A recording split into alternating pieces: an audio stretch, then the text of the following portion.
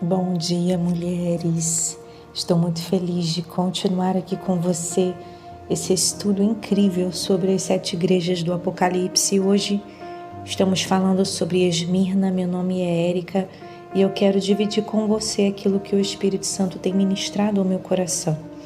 Jesus inicia cada uma das cartas às 7 igrejas falando sobre quem ele é, chamando a atenção dos fiéis para onde eles deveriam olhar. Somente quando olhamos para Jesus podemos suportar as lutas e aflições que enfrentamos. Muitas pessoas desistem da corrida da fé porque olham para o lado e depositam a sua confiança em carne e sangue. E muitas vezes se veem decepcionadas.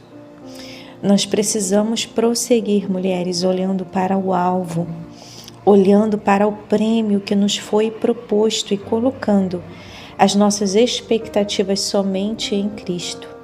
Ele sim é o autor e consumador da nossa fé. A igreja de Esmirna, Jesus diz o seguinte: aquele que é o primeiro e o último, que foi morto e ressuscitado, afirma: conheço as suas aflições. Esmirna foi a igreja perseguida, a igreja sofredora. E Jesus os encoraja, prometendo entregar a eles a coroa da vida, ou seja, aquela coroa de flores que os vencedores de uma corrida recebiam quando alcançavam a vitória.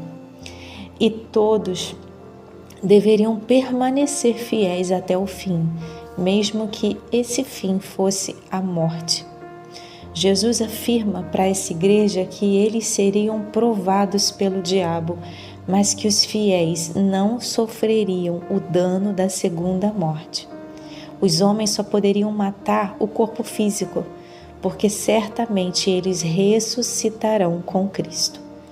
Minhas irmãs, será que nós estamos preparadas para esse nível de perseguição?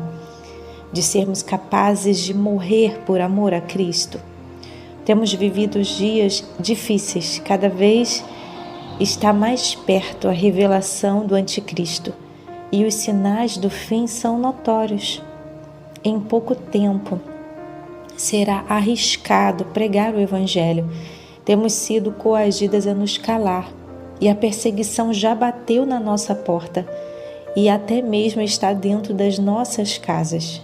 Quantas mulheres aqui são as únicas cristãs da sua família e enfrentam dentro de casa, dentro da parentela, duras críticas, afrontas, perseguições? Mas eu quero te dizer, mulher, não retroceda, não esmoreça, seja fiel até o fim, mesmo que o seu posicionamento te custe muito. Se faça oferta viva ao Senhor, porque no último dia você receberá a coroa de vitória e saberá que valeu a pena. Muitas vezes Jesus não vai nos livrar da peneira de Satanás, não vai nos livrar da provação, mas vai usar tudo isso para refinar a nossa fé, para forjar o nosso caráter e para tornar firme a nossa convicção sobre a nossa esperança, sobre a nossa fé nele. Em Atos 7, nós vemos a história de um santo homem que morreu por pregar a verdade, por falar do Evangelho.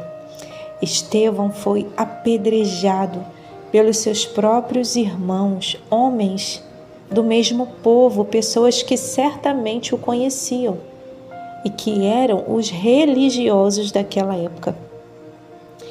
E hoje não é diferente, não é mesmo, mulheres? Não é isso que temos visto atualmente dentro das igrejas?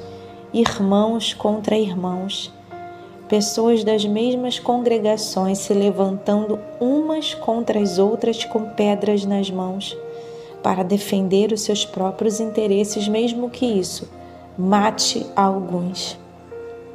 Estevão suportou cada pedrada, cada golpe, porque estava olhando para Cristo, porque estava olhando para o alto. Lá no versículo 55 e 56 diz o seguinte: contudo, Estevão, cheio do Espírito Santo ergueu os seus olhos em direção ao céu e contemplou a glória de Deus. E Jesus em pé, à direita de Deus, e exclamou: Eis que vejo os céus abertos e o Filho do Homem em pé, à direita de Deus. Então, aqueles que apedrejavam a Estevão taparam os ouvidos e se juntaram contra ele. Arrastaram ele para fora da cidade e o apedrejaram. Mulheres, existem pessoas que não vão suportar a nossa fé, que não vão suportar o nosso posicionamento de fidelidade, que vão realmente pegar pedras para atirar em nós. E muitas vezes as pedras não serão essas pedras físicas, serão palavras, serão afrontas, serão acusações, perseguições. E não se espante em ver isso dentro da sua própria igreja, dentro da sua própria casa, porque foi exatamente o que aconteceu com Estevão. Por isso eu te digo, mulher, precisamos cada dia mais sermos cheias do Espírito Santo para suportar essas pedradas, para não morrer nesses processos. E precisamos olhar fixamente para o alto, para Cristo, para suportarmos os dias de intensas perseguições que estão por vir. Se a sua confiança tem se baseado em pessoas, cuidado. Olhe para Cristo. Ele é o primeiro e o último. Ele é o autor e consumador da sua fé. Ele é aquele que começou a obra na sua vida e que vai concluir. Ele sim é fiel, ele não falha, ele é imutável como uma rocha, ele não sofre sombra de variação. Deposite a sua fé nele, olhe para o alto e seja cheia do Espírito Santo.